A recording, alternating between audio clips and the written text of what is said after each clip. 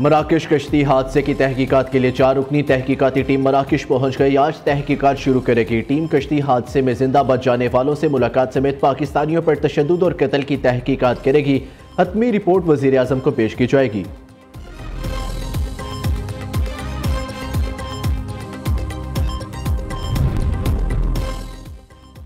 यूनान कश्ती हादसे में मुलविस इंसानी स्मगलर गिरफ्तार। FIA गुजरावाला ने मुलजिम अब्दुल सलाम को भिम्भर आज़ाद कश्मीर से गिरफ्तार किया। मुलजिम ने एहसन को यूरोप भिजवाने के लिए 45 लाख रुपए वसूल किए। खातून मुलजिमा गुजरात से गिरफ्तार। FIA के मुताबिक मुलजिमा अपने बेटों के कहने पर लोगों से रकूम लेने जाती थी। FIA गुजरावाला ने मराकश कश्ती हादसे के इब्तदाई तौर पर 3 मुकदमा दर्ज कर लिए। मुतासरीन को एयरपोर्ट पर क्लियरेंस देने पर FIA के 20 अहलकार भी शामिल तफ्तीश। 8 अहलकार फैसलाबाद, 6 कराची और 6 लाहौर एयरपोर्ट पर ड्यूटी दे रहे थे।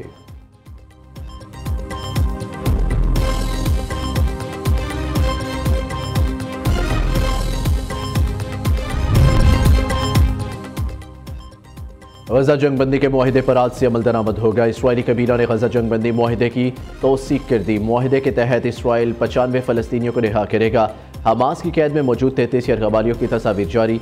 जंगबंदी से कबल सेहूनी फौज के हमले जारी। 2 दिन में 33 बच्चों समेत 123 फ़लस्तीनी शहीद हो चुके।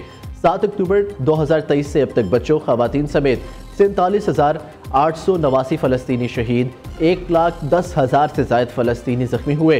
जंगबंदी का बाकायदा आगाज़ आज सुबह 8:30 से नाफिज हो रहा है।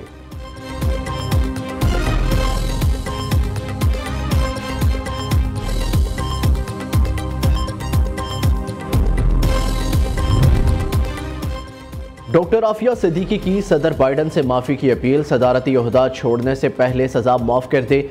डॉक्टर आफिया सिद्दीकी सदारती माफ़ी मिलने के लिए पुरुमीद नाइंसाफ़ी का शिकार हूँ, हर दिन अजियतनाक है, ये आसान नहीं। बरतानवी मीडिया के मुताबिक डॉक्टर आफिया सिद्दीकी ने अपने वकील के जरिए बाइडन के नाम कुछ 76,000 अल्फाज पर मुश्तमिल डोजियर भेजा।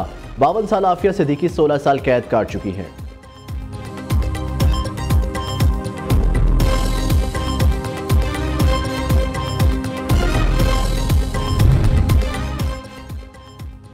कबायली जिला कुरम में मुमकिना मिलिट्री ऑपरेशन के लिए तैयारियां शुरू। 1800 से ज़ायद खानदान ऑपरेशन से मुतासिर होंगे।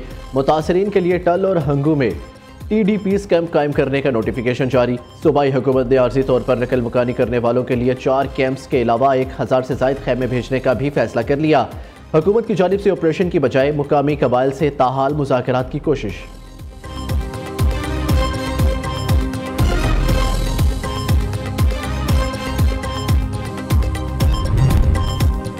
पंजाब के मुख्तलिफ शहरों में धुंध के डेरे। हद निगाह इंतहाई कम होने के बायस रास्ते धुंध लागे। मोटरवे M3 लाहौर से रजाना तक बंद। लाहौर सियालकोट मोटरवे M11 धुंध की वजह से बंद।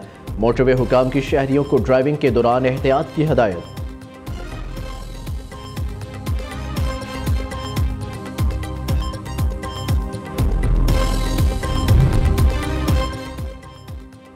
वादी कोयटा समेत बलूचिस्तान के मुख्तलिफ इलाकों में बारिश और बर्फबारी मस्तूक। खानोजई, कान मेहतरजई और शीला बाग में बर्फगिरी। मैदानी इलाकों में मूसलाधार बारिश। सर्दी की शिद्दत मजीद बढ़ गई। वादी नीलम में बर्फबारी, हर तरफ सफ़ेद बिछ गई। बर्फबारी के बायस फिसलन से मुख्तलिफ सड़कें बंद। ज़ियारत में बर्फबारी के बायस संजावी मेन शाहरा ट्रैफिक के लिए बंद कर दी गई। महकमे मौसमियात की 21 जनवरी तक बारिश और बर्फबारी की पेशगोई। खैबर और पंजाब के पहाड़ी इलाकों में भी बर्फबारी और बारिश का इम्कान।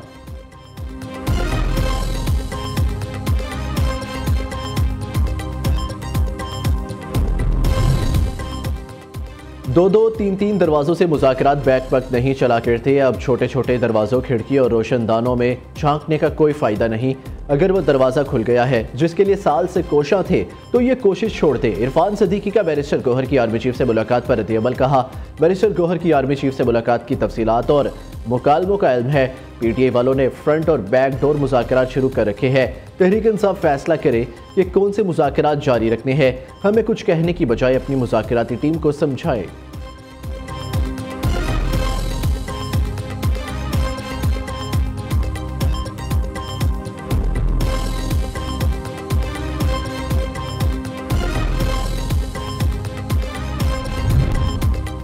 PTI और अस्करी क़यादत के दरमियान मुलाकात के बाद नवाज शरीफ कैंप में खलबली मच गई। मुशीर इत्तलात खैबर पख्तूनख्वा बैरिस्टर सैफ कहते हैं हुकूमती मुज़ाकराती कमेटी को गैर मुअस्सर बनाने का काम शुरू हो चुका है। इत्तलात है नवाज शरीफ ने अपनी टीम को मुज़ाकरात नाकाम बनाने का मिशन सौंप दिया है। ऐसे अनासर सरगर्म हो चुके हैं जो नहीं चाहते मुल्क के अंदर सियासी इस्तेहकाम की राहें खुले।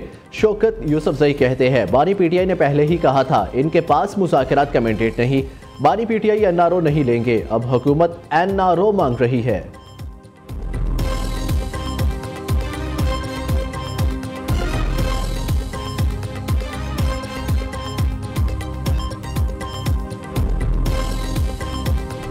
एक फैसला आया जो मैं समझता हूँ कि पाकिस्तान की तारीख में एक अहम तरीन फैसलों की फहरिस्त में वो सरे फहरिस्त है। ये जो एक डाका है पाकिस्तान की तारीख का सबसे बड़ा, जिसके अंदर सजा हुई है, और एक ऐसा केस जो ओपन एंड शट केस है। हर किसी का एक जरिया आमदन होता है। मुझे बता दे बानी चेयरमैन PTI का जरिया आमदन क्या है? जो जमीन फरज शिरादी को लेके दी गई, वो कहां से उन्होंने ये जमीन ली और किसने वो जमीन दी? वो जो पैसा NCA ने पाकिस्तान को दिया और इमरान खान साहब ने और उनकी एहलिया ने वो पैसा उसी शख्स के हवाले कर दिया जिससे ये जब्त किया गया था।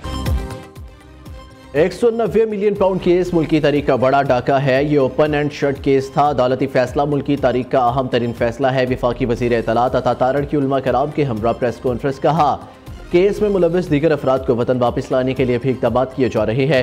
PTI अपनी चोरी छुपाने के लिए मजहब कार्ड का इस्तेमाल कर रही है। उलमा कराम ने अदालती फैसले को मुल्की तारीख का अहम तरीन फैसला करार दिया। कहा रियासत मदीना के नाम पर नौजवान नस्ल को गुमराह किया गया। लूट मार के पैसे से यूनिवर्सिटी नहीं बनाई जानी चाहिए थी।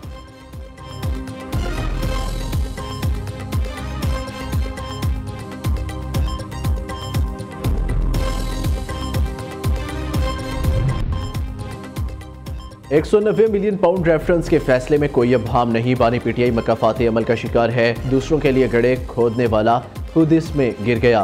पंजाब की सीनियर वजीर मरियम औरंगजेब की न्यूज़ कॉन्फ्रेंस। वजीर इत्तलात पंजाब उस्मा बुखारी कहती है सर्टिफाइड चोर साबित होने के बाद तहरीक फसाद बौखलाहट का शिकार है। फैसले ने बानी PTI के सादिक और अमीन होने के परखचे उड़ा दिए हैं। फैसले के बाद PTI वालों का रोना धोना जारी है। तारिक फजल के मुताबिक अदालती मामलात मुज़ाकरात से मुंसलिक नहीं। बानी PTI की रिहाई का मुज़ाकरात से कोई ताल्लुक नहीं।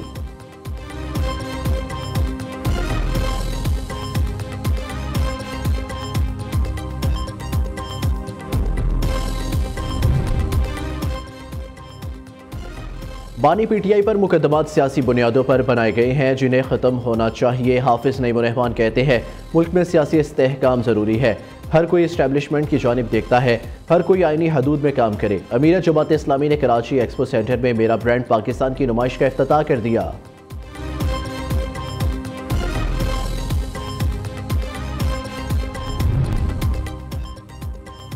ये मुल्क हमारा है, किसी की जाती जागीर नहीं। हम अपने मुल्क में अमन चाहते हैं आप हमारी बात समझे। अगर आप नहीं समझते तो कल आपका गिरेबान और हमारा हाथ होगा।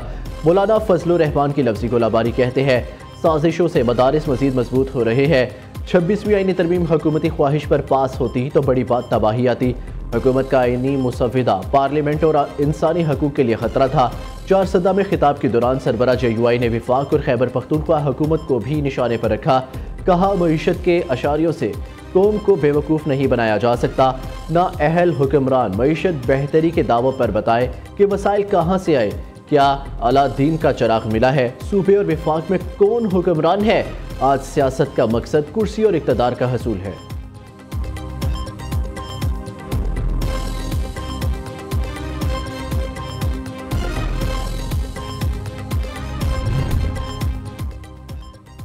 वज़ीर आज़म का digital foreign direct investment initiative का हिस्सा बनने का खैर मकदम। शहबाज शरीफ कहते हैं पाकिस्तान वर्ल्ड इकनॉमिक फोरम के तहत digital foreign direct investment initiative को अपनाने वाला पहला मुल्क है। पाकिस्तान का पहला डिजिटल FDI प्रोजेक्ट अहदाफ की निशानदही के साथ डिजिटल तरक्की को फ़रोग़ देने के लिए अहम कोशिशें कर रहा है।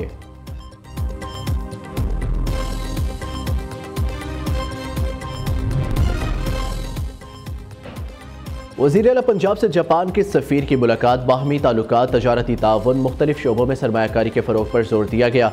दोनों ममालिक के दरमियान इक़्तिसादी ताउन को बढ़ाने के लिए नए रास्ते तलाश करने की ज़रूरत पर इत्तफ़ाक़। मरियम नवाज़ ने आका मात्सुकी दौरा जापान की दावत कबूल कर ली।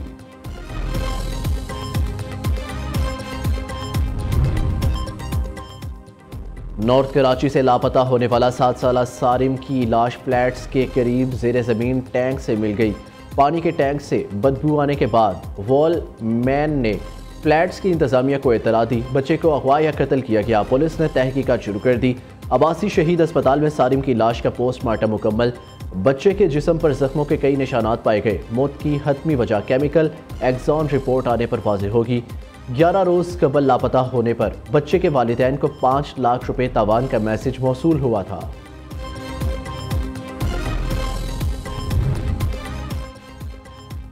नाइजीरिया में पेट्रोल टैंकर उलटने से आग लग गई। 70 अफराद हलाक। खबर एजेंसी के मुताबिक पेट्रोल जमा करने के लिए इकट्ठे हुए मुकामी अफराद आग की जद में आए। अचानक टैंकर में आग भड़कने से हलाकतें हुई। गुज़िश्ता साल भी ऑयल टैंकर धमाके से 147 अफराद हलाक हुए थे।